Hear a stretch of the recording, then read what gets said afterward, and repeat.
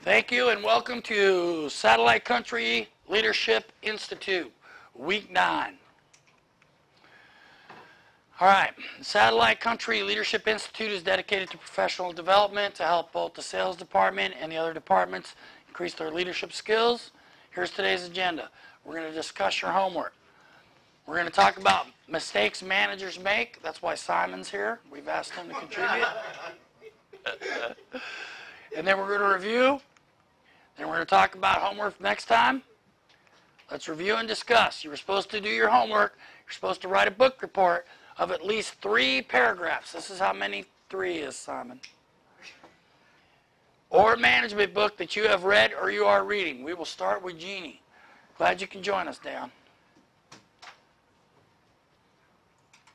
We'll start with Dan.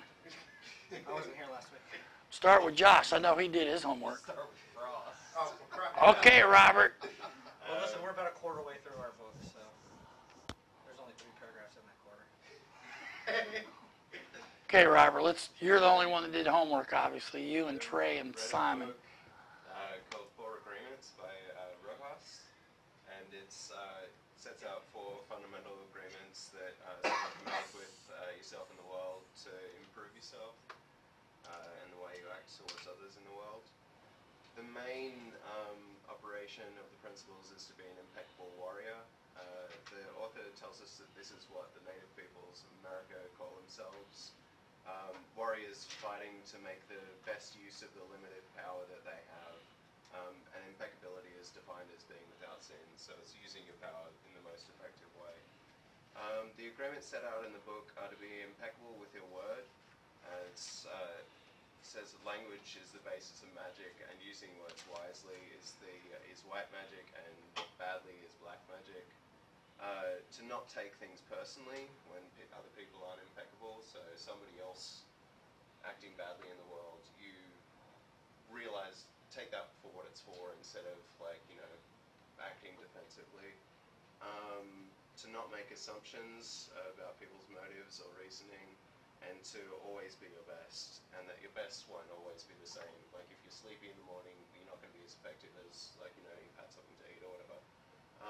And it also focuses on not punishing yourself for failing, but focusing on the future. So you say, today I wasn't my best, tomorrow I'll be my best, tomorrow I'll be impeccable. So yeah. Very good, very good. Brew talks about those 4 agreements as ancient Toltec wisdom. Yeah. Very good, very good. Simon. All right, so I'm reading a book called The 1 Minute Manager by Ken Blanchard, and it talks about quality when mixing with quantity, because there are several different. The guy in the book, it's a short story about a guy interviewing different managers, trying to find the perfect manager, and he goes through and he's finding people managers that are concerned about quality of the people, and there's people concerned about quantity. And he comes upon this one guy called the 1 Minute Manager who cares about both. And he starts explaining to the guy there's 3 different parts to being a 1 minute manager. One is first part is the 1 minute goal setting, which is that 80% of your really important results will come from 20% of your goals. And you need to make it clear of what is expected of your team. It talks about taking 1 minute every once in a while out of your day to look at your performance and see if your behavior matches your goal. And the second part is the 1 minute phrasings, where effective managers help people reach their full potential by catching them doing something right. And there's a quote there: people who feel good about themselves produce good results. And the third and final part is the 1 minute reprimand. Number 1 motivator of people is the feedback of results. Talks about how make sure you reprimand immediately, and their behavior, not the person or the person's work. very good. There's some good lessons in those 1-minute books. They take a lot, and condense everything down to real simple lessons. And I like to call it the KISS formula. Keep it simple, sales manager. Okay? Keep it simple. When you set expectations, if you give them 30 things, are they going to get all 30? No, they'll do 3 pretty good. And that's typically what people can remember if you give them 3 things at a time. All right? The other thing about the 1-minute praisings, they're so important, guys. If you're going to be a fair and just manager and leader, you need to be just as quick to praise as you are to give constructive feedback. Okay? Praising is telling them what they've done. Giving them constructive feedback is telling them where they need to go. Okay? Keep it simple. That's why we always talk about on the sales floor, what did I do right? What do I need to do better? And what should I do differently next time? If you keep following those 3 things, because we all realize we're human, we're going to make some mistakes. All right? I believe it is in your best interest as a leader and a manager to admit to your people as quickly as possible when you make a mistake, because they already know. They're not sure if you know, but they know. So the quicker you do it, the more you get that, what Brew calls about that emotional bank account getting back up, right? Okay, that was good. Trey, our employee of the month. I'm reading The Leadership Moment, 9 True Stories of Triumphs, Disasters, and Their Lessons for Us All. And this book is a little bit difficult to relate to SLI training because you have to read it and depict the qualities and the things you learn from the stories, and that's kind of difficult in this book. But the story that I read was about Wagner Dodge, who him and a team of firefighters were dropped into a gulch to fight a fire. Within 56 minutes, him and 2 other men were the only people alive because the fire was, overpowering them. And he dug a circle, lit a fire around him, and was waiting for everybody to jump in. But because he didn't have a relationship with these people, and he was demanding as a leader, he'd say, run, jump, do this, do that. He never gave them time to think on their own or to input their information into what he was demanding of them. And so they wouldn't get in the circle. They were like, who's going to get in the circle full of fire? We're all fixing to die from the fire. And I really like this book because you have to pick it out. And the review said that they're stories that kind of stick with you in the back of your mind, and they really are.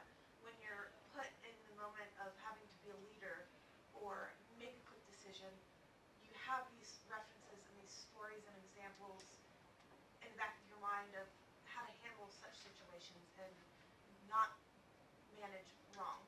Like, don't make the mistakes of the managers that we talk about. Excuse me, very good. Okay, guys, I'm going to tell you a related story to you. Thomas Watson Sr., who was the president and chief CEO of IBM, his son took over after he left. One time, a young executive came in his office, had some papers in his hand, stood before Tom Watson and said, I made a $12 million mistake. Here's my letter of resignation. Went on, and Tom Watson Sr. just sat there listening to him, being an attentive listener, shook his head yes when he needed to, interjected when he had to. And so when the guy was done, he turns around and he's leaving the room. And Tom Watson Sr. says, where are you going? He goes, well, it just cost us a bunch of money, and I'm leaving the company because I did such a horrible job. And Tom Watson Sr. said, you're not going anywhere. I just spent $12 million to teach you a lesson. Okay? And that's how you got to look at mistakes. One mistake, come on, we're human. Expect it. If you make the same mistake twice, then I'd start being concerned. Okay? I wouldn't wait till 3 or 4 strikes. Second time they repeat the mistake, 1 of 2 things happen, right?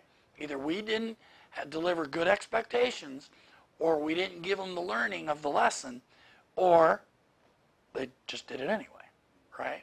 Okay, basically, Americans, we're basically a rebellious people. I think Robert will testify to that. If you tell us not to do something, we're doing it on purpose just because you said not to do it. Okay? Put that in the roles with your employees. Sometimes you have a relationship with your people, with your team members, and some of them got that attitude. He told me not to do it. I'm going to do it just because he told me not to, or I can't. You know, you can't do it. Well, I'm going to do it because you told me I couldn't. Okay, Jeannie, you ready to share your homework? I didn't do a book report. Okay. All right, let's go on to the next one. Whoops. All right. Write one paragraph on what you have gotten out of SLI training so far, and one paragraph on how you are using the skills to change your environment. Remember, as the leaders, you're the ones that affect the change. They're going to follow you. You have your formal leaders and your informal leaders. Josh, you were in it. Both of you were informal leaders in your department. You got promoted. Now you're a formal leader, right? Same thing with the rest of you. Simon has always been an informal leader, and then he became a formal leader, right? Same thing with Trey. The old adage is, cream always floats to the top. There's nothing you can do about it. Okay? All right?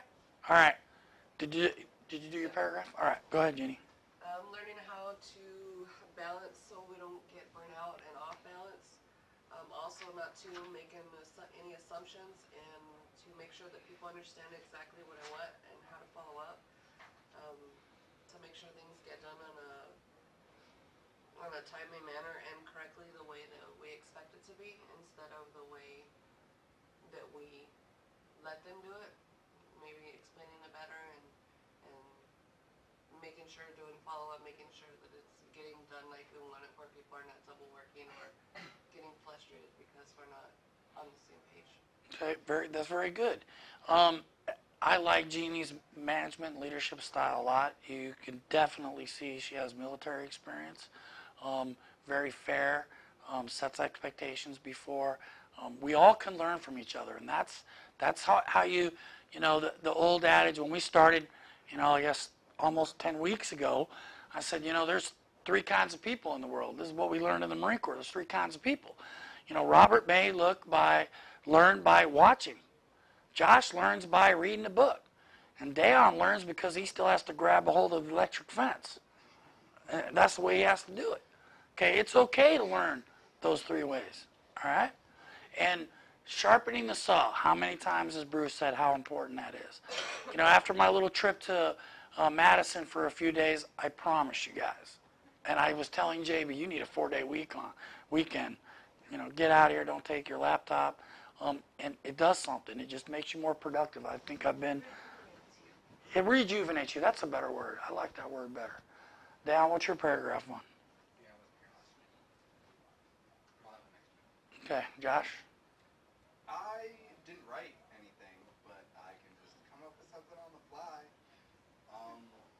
One thing I've noticed myself doing a lot more is worrying, not necessarily worrying, but thinking about how the things that I do and the things that my department do affect everybody, rather than just how is it going to affect me, how is it going to affect him because he made the decision.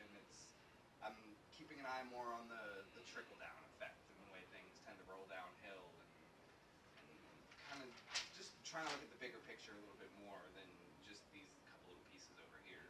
Part of being proactive is taking a look at what the possible unintended consequences of your action are. Okay, that's really what great leaders come from, is if I do this, how's that going to affect them, this group. And sometimes, after weighing everything, you still got to do it. If you know if it works for most of it, you got to do it. Okay. I found myself not worrying about how to make everybody happy, but how to make everybody as happy as possible while pissing off as few people as possible. Well, sometimes Finding that balance, not everybody's going to be 100% happy. sometimes conflict is good as leaders, right? Sometimes as leaders, we need a little bit of conflict. All right. One thing I'm really good at is I'm a good startup guy and a good fixer, but I'm not a good maintainer. If everything is running perfect, I'm going to go screw something up so I have something to fix. I mean, it's subconscious. I'm not kidding. And there's a couple of leaders in this company that are just like that. They get everything running perfectly, then they change it, just because we got to have something to do. Okay. I'm not a good maintainer. I'll build the system, I'll build the processes, I'll train the people, but I'm not a good maintainer. If everything's running perfect, something's got to be wrong for me. I got to fix something. Okay, Robert. The one main thing I've gotten out of the SLI training so far is the vocabulary of it.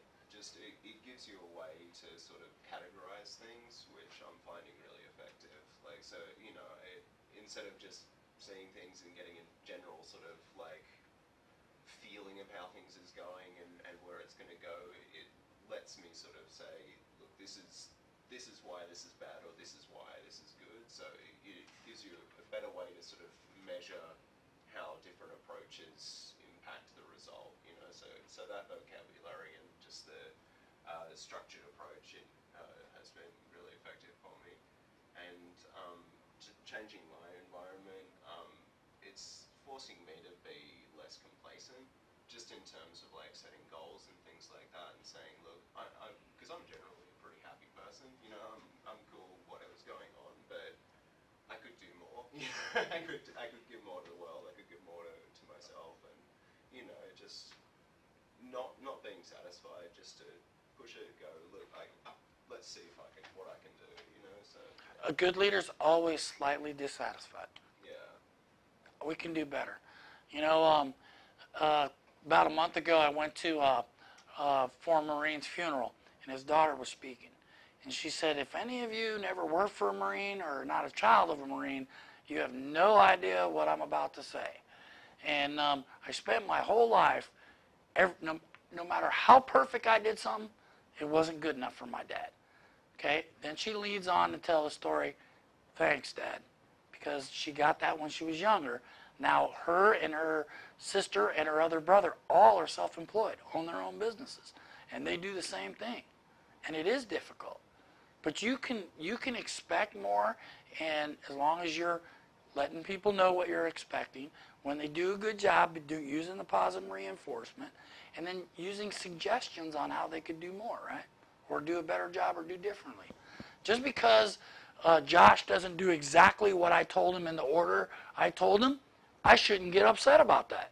I should be okay with, I told him to do it this way, I gave him 15 minutes to get it done. He didn't do exactly the way I wanted it, but he got it done. Same quality, same time frame. Why does it matter exactly why he did it, how he did it, right? But sometimes we get bent up because, hey, you didn't do it my way, right? Be a little flexible there. Simon?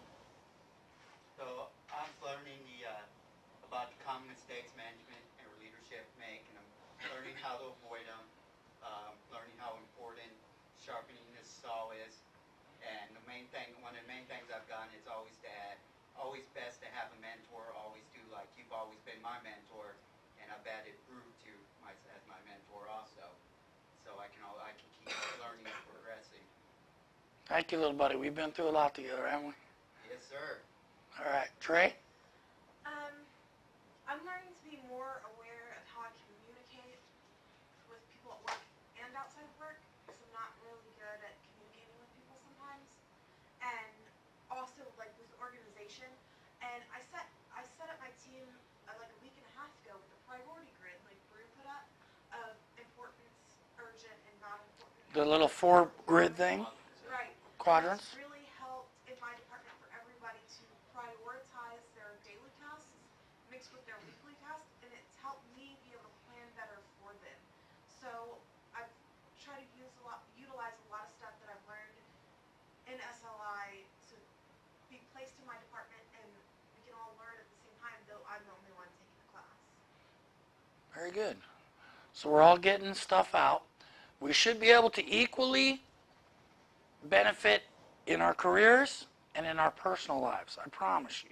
If you're doing it in just one area, the other area can benefit too. And let me explain it in this term. I think when my wife and I had my son, I actually became a better manager and leader because I became a little bit more patient because I was raising a small child. People will definitely tell you, after I had a kid, I changed a lot of the way I manage people. And it's important. And you take those management lessons and apply them to your personal life, and you take your personal life lessons and apply them to your career, and I think that's a win-win across the board. Okay? All right. It all starts with leadership. Definitely starts with leadership. some of the things that, Brew and I use military, analogies a lot because not only were we Marines, recon Marines, but we also share an interest in military history. And World War II was set in motion. The success this country had in World War II was set in motion in the West Point class of 1913. Omar Bradley, Eisenhower, Patton, all those guys were in the same class. The same class. Now, Patton was a cavalry officer, and so was Eisenhower, and they were young in their careers. And they went to, what's the Army base in El Paso? Fort Bliss. Fort Bliss, thank you. Fort Bliss, they got assigned to Fort Bliss, which at the time was a nowhere place. I mean, if you went to Fort Bliss, your career was probably over. Okay, but what they did was they flipped it on in. They got the first tank the Army had there. And Eisenhower and Patton both took the book, the manual, the repair manual, and took a tank apart and put it back together themselves without having no classes, no education, because they could see that's going to be the future. If I'm going to manage or lead a bigger army and of thousands of these vehicles, I need to know how they work. And if you're in the groundwork of that, it only helps your career. So again, never stop learning, because leaders are readers, right? We've talked a lot about that. All right, what's leadership, Dayon? Just because you're on your phone. And what else? Ability to guide, direct, or influence people. Okay. I think all of you would pretty much agree that I'm a consensus builder leader. I talk to everyone, get everyone's opinion first, then bring everyone together and say, okay, let's all put it on the table, and then let's pick the best ideas. I think you do yourself and your organization, your team, a disservice when you don't do any of these. Okay, or you focus just on one. Okay, because sometimes you have to be tough, don't you, Josh? And sometimes you need to be a little softer, don't you, Jeannie? Okay, it all depends what the situation is. And you got to be able to read your people and know them to know whether, I know whether Simon's performing at his best or not. He's worked with me for over 4 years now. Okay? And when he's not working at his best, I'll push him. Okay? You got to have a little bit of that push in there. How can I be a better leader in my personal life? Brew asked you guys to ask yourselves these questions. In my professional life, what does it take to be a good leader? Principles, right? Guiding principles. Okay? I'm not asking you individually, but what are your guiding principles? Okay? Just so happens 6 years of military school and being in the Marine Corps, honor, duty, and commitment. Courage and commitment. And those are my principles. Okay, what are the characteristics of a good leader? I would follow a guy who tells me he made a mistake off the end of a cliff just because he admitted he made a mistake, which I know he's human just like I am, right? What are their habits? What are their habits? What do successful people, what habits do successful leaders and people have in common? Because there are some. Whether you're a successful salesman or you're a successful leader. Okay? And what are the behaviors? If I don't get my way and you guys don't buy into my idea, do I throw a temper tantrum and do it anyway? Or do I listen to your feedback?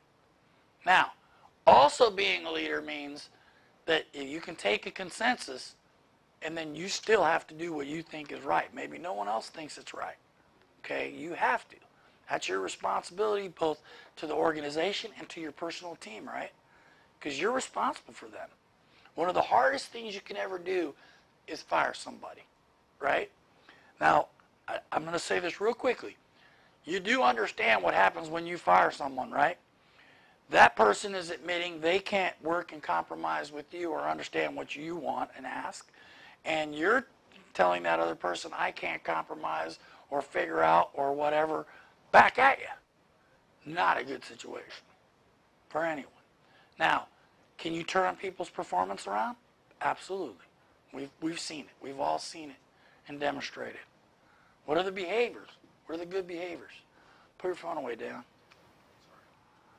Common mistakes continued. This is a good characteristic, but the opposite would be true, right? You're not an effective planner, right? If it's a trait or a characteristic, the reverse is also true, right? I'm not an effective planner, okay? A lot of you, mostly Simon, Trey, and Jeannie know this. I always ask, what's the plan? Okay, one of the reasons why I always ask what the plan is, so I could see it, read it, and start getting my checkoff sheet ready. Let's get this done, okay? Good people skills. Well, I'll skip over that on myself. Goal-oriented, right? How many sales do they need out there, Simon? Double digits. Double digits every day. Have you ever heard me say anything different? Nope. Never. And when they come up and say, I got 9, He slaps him. I don't slap them, but I say, you couldn't get just one more? Couldn't get just one more? Come on, you got 15 more minutes. You can get one more. Because my opinion, this is just me personally. I'm different. We all know that. If I was supposed to get 10 and I only had 9, I'm not going anywhere till I get 10.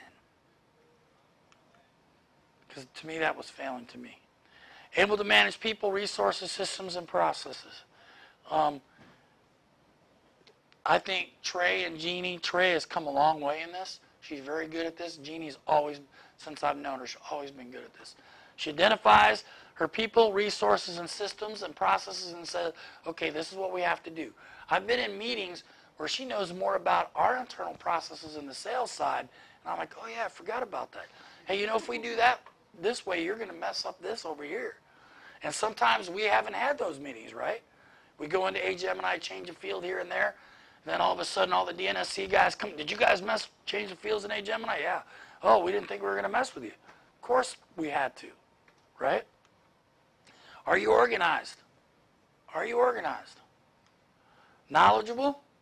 Are you increasing your knowledge about your job, your career, your industry? Are you consistent? I think this is the most important one. Are you consistent? Do you play favorites?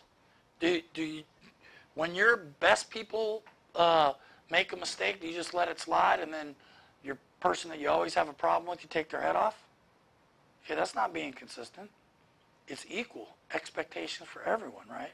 Now, the better someone performs, yeah, we can give more responsibilities. I'm not talking about that. I'm talking about the way you treat individuals. Because I like this person, I treat him different than I treat this person. Right? Are you reliable? Again, very important. I know that it could be midnight, Friday night, and if someone's scheduled to be in here to supervise Saturday morning, I could call Simon and he'll be here to open up. He will do it. Okay? He's reliable. Able to effectively communicate. What do you think that means, Josh? Able to effectively communicate. Well, not everybody comprehends at the same level. So, you know, if you're talking to somebody or you're writing an email to somebody, you kind of have to tailor it so that they understand it. Can you give me tasks the same way you give them to Dayon? Probably not. Okay, or Robert. Yeah, because we're all different. We have different skill sets, different personalities, all that. And that's what good leaders do. They take the individual and address them to their strengths and weaknesses. You want them to do more things. This is the way my great-grandfather put it. He said, find out what you're good at, find out what you're not good at. Do everything you can that you're good at, and don't do anything that you're not good at. I know that's a mouthful, but it makes a lot of sense and it's simple. So, work with them, play to their strengths, and then develop their weaknesses. You can turn a weakness into a strength. Able to effectively conclude and complete assigned tasks. What do you think that means, Simon? To be able to finish what your responsibilities on in a timely manner and to the best of what the company needs them to be done. Okay, if I finish, and this is why I like having vets work. They learned in the military already that when they're done with something, they need to find something else to do, or someone's going to find something for them to do on their own, you know? So they tend to have a more proactive approach when they're done with their work, finding something more to do. Where can I pitch in? Again, I hate to pick on Trey. She is very good at, when she completes her department stuff, or maybe they're caught up on their work, coming to the training department, hey Jerry, hey Brew, do you have anything that you need help with? She'll go to Travis, hey Travis, do you have any project or business development stuff you need help with? Hey Doug, do you need any help with this? If none of us have, then she'll go down to the supervisors, hey, you need help with this? Or what do you need? I got time, or I need something to do. All right? She's always doing that. She's very effective at managing by walking around, if you noticed. Okay? Are you able to multitask? Okay, multitasking to me is not doing three things. Because I think the basic human can do three things at once. It's doing more than that at once. Okay? You know, when you have a big project plan and task list, it looks like it's going to take 2 years to get everything done. When in reality, a lot of those things are happening concurrently. And you need to manage them concurrently. Are you able to effectively delegate? Dion's really good at that. Aren't you? Okay? Guys, you don't have to do everything yourself. As a matter of fact, if you try to do everything yourself, you're probably not going to be sharpening the saw very well. Okay? Understand, up here, able to manage people, resources, and system. Identify them. Here's what I got. Here in the mornings in the sales department, we have a real quick meeting before JB comes in. What's the training plan for the day? We'll talk about it. What's the sales plan for the day? We'll talk about it. What's the advertising we're expecting? Is there any holes in there?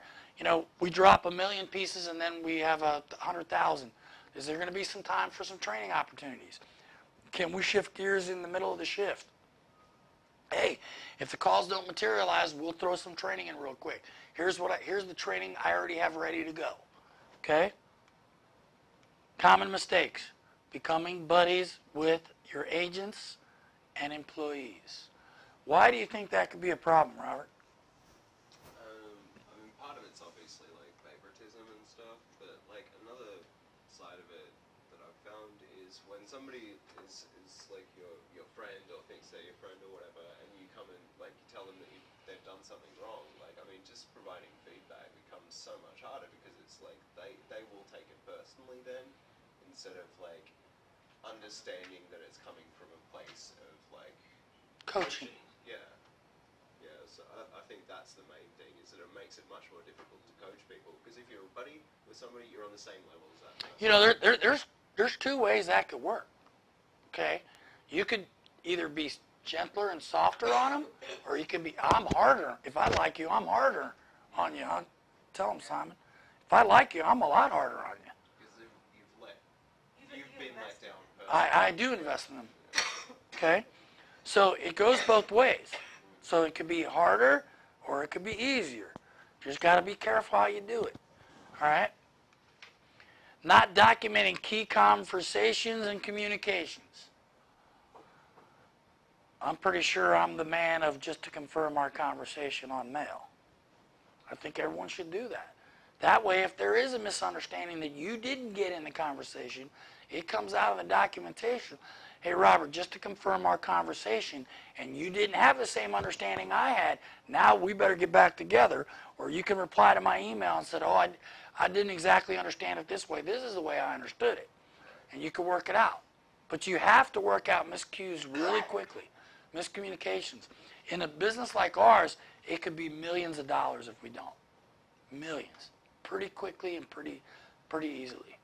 All right? How many of you document key conversations? Trey? I know you do. You do important ones. Simon? Most of the time. Okay, it's an important skill. It's an important. Well, I like Jeannie.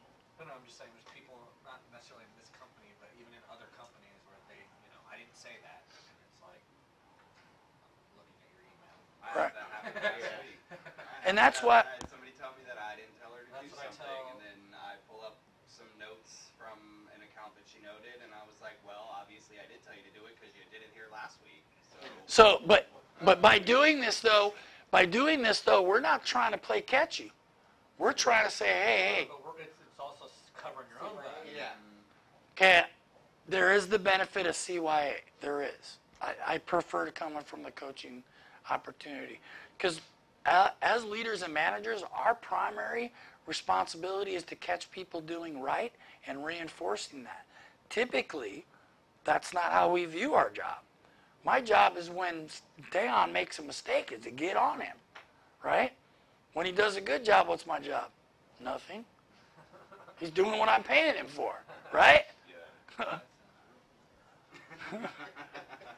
Okay, I only said it because I always say it. No. Making critical remarks about reps or employee performance in public, correcting in public.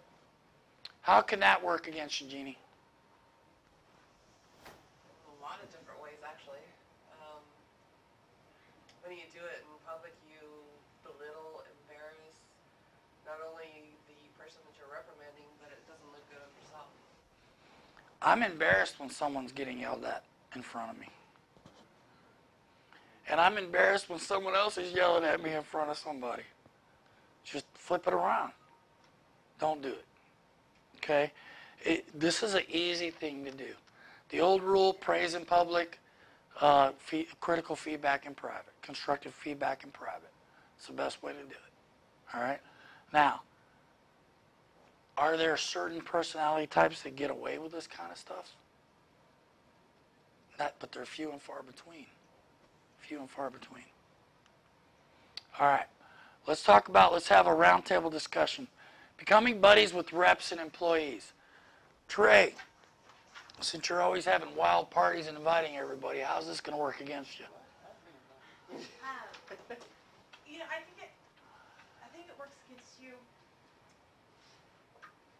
when you go to coach an agent or a person, if you have to write them up, if you have to treat them differently and say a group full of high up provider account people, and you have to treat them differently other than a buddy, and you have to treat them as a employee professionally, it can really, you take that change from that person. Hey, I thought we were on a different level with our relationship. I was a buddy with somebody, still kind of a buddy, but not so much, and then it came down to, can you fire your buddy? And I had to say, I'm sorry, that's personal interest. That's not okay. I can't do that. Somebody else has to. And I mean, I think it made me look good at the time, but really, I can't do that all the time. Oh, I like that person. Oh, we're buddies. Well, you have to fire them. Okay, So I think Dan? detrimental. Maybe you can, the departments that we have here are rather small, 4 or 5 people in each department, and people like Trey and Josh, Crystal, who just got promoted, you know, they were friends with their coworkers because they were just coworkers at the time, and now they have that leadership role. How do you adapt your relationship to a leader, all of that relationship? I think it's a boundary issue that you set prior to being promoted because I have a personal life and I have a career life. Those two never cross. Okay, because when you and I are shooting pool, typically we're in our personal life. Now sometimes we do go shoot pool and we're having a meeting, right? But I'm not talking about those. I mean just in general, when we go shoot pool, it's a personal life thing. All right? Now, has Deon ever had a problem with telling me that I screwed up at work? Trust me, he's not. He hasn't. But it's a boundary thing because he's responsible for that area of the business. He needs to tell me, listen, your people are doing this. You need to fix it. I talked to you about it last week. You said you were going to take care of it, and I haven't seen any follow-up from you. Can you help me understand what's going on?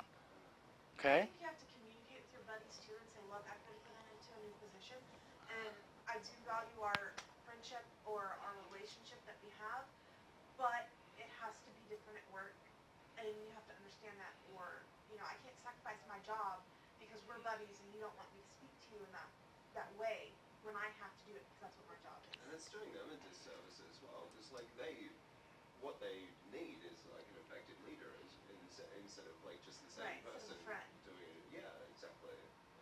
also could have a negative on them too. It could be, where you tell them to do something, and because you guys are buddies, they'll be like, oh, I know her, Yeah, and she'll let me slide this time, and I'll get away with it, and so it can affect your buddy negatively too. Yeah. Because that's why I said, that's exactly why I said you have two different lives. When I'm at work, Deon is still my buddy, but we got things that we're responsible for. Buddyship apart, friendship apart from that. I had an agent yesterday who I've known forever and a day text me on my phone when I was in a meeting with Doug, and he got mad because he was calling in, and he knows he's supposed to call the call-in line. He got mad because I didn't answer him right away, so he's got his feelings hurt. Like, what kind of friend or boss doesn't respond to my text messages? And you took the opportunity to redefine the process that was required, So he had text him, I said, I was in a meeting. and then reset your boundaries with them, right? Because obviously they had there's a boundary issue, right? All right. So when managers are choosing those new people, like you guys, they got, if they're an effective leader, they're gonna see how your peers treat you as far as, what are you capable of, and are they gonna respect you when you are in that position, or am I just making this because I have to make this decision?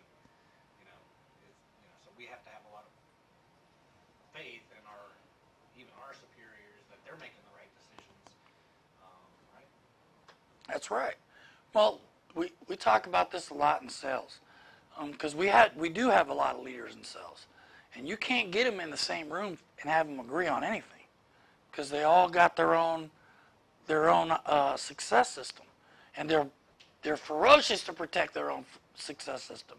Okay, but when they leave that room, everyone's on the same page. Everyone knows what the goal is. Everyone knows what the expectation is.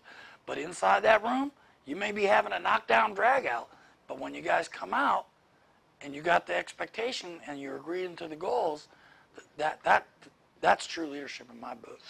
It's not what happens in private. It's more what happens when you leave the room. Okay? Any other comments? Not documenting key conversations and communication. Simon. We've had that problem in past before in sales, where they'll be talking about, we gave an agent a day off and no one else knows about it, and some manager like myself or someone else gets mad at that agent and starts reprimanding him because he took the day off, no call, no show, when it turns out, hey, He turned in his sheet and somebody else signed it. To, like, Doug, and Doug said all right, but didn't communicate with anybody else, for example. This alleviates a lot of issues, trust me. Miscommunications, lack of communication.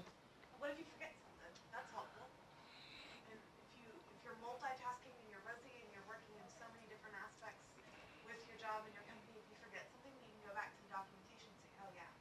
Now, I would say 6 months ago, we were extremely reactive around here, and we're getting better at it. We're being more proactive than reactive, and soon we'll have the right balance. We're heading in the right direction.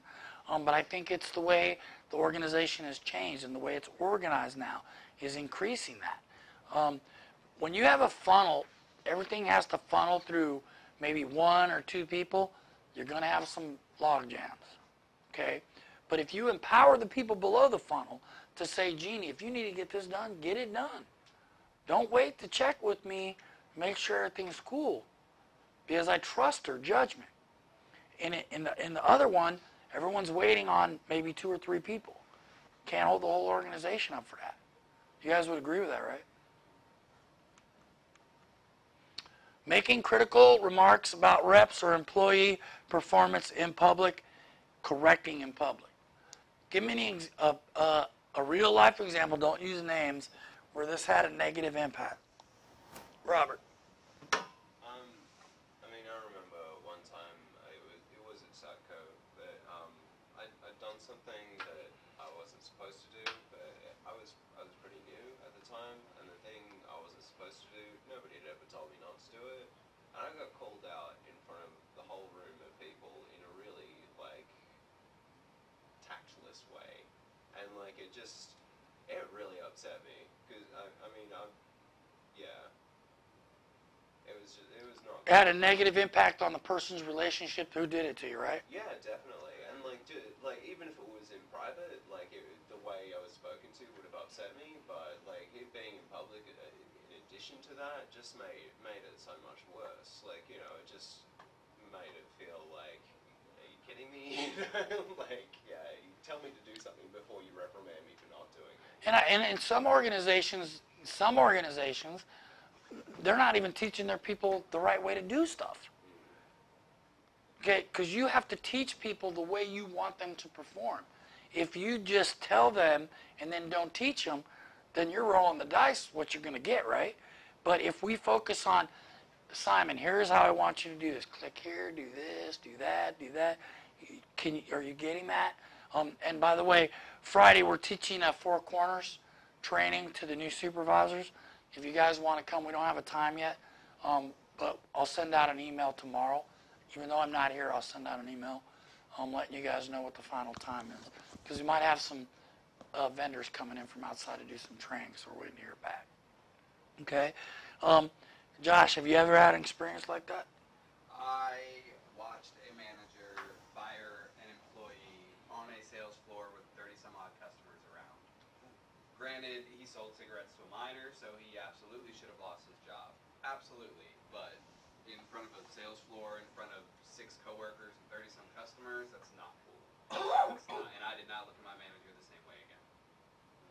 I regarded her with poor words. Dan?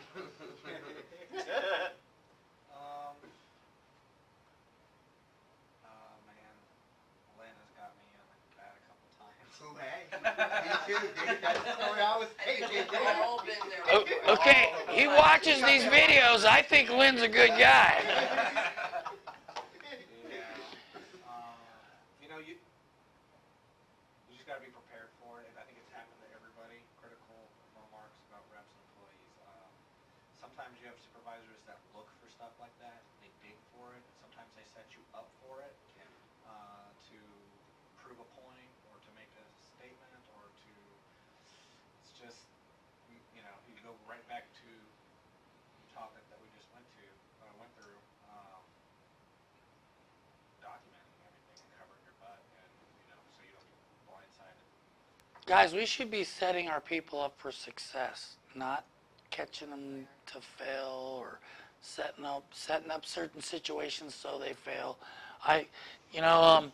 A manager once told me that they were testing someone. And I said, well, how about I test you like that too? They didn't want to be tested like that, but they thought that was an effective tool for them to test their own people. Okay? Just remember, you're the leader.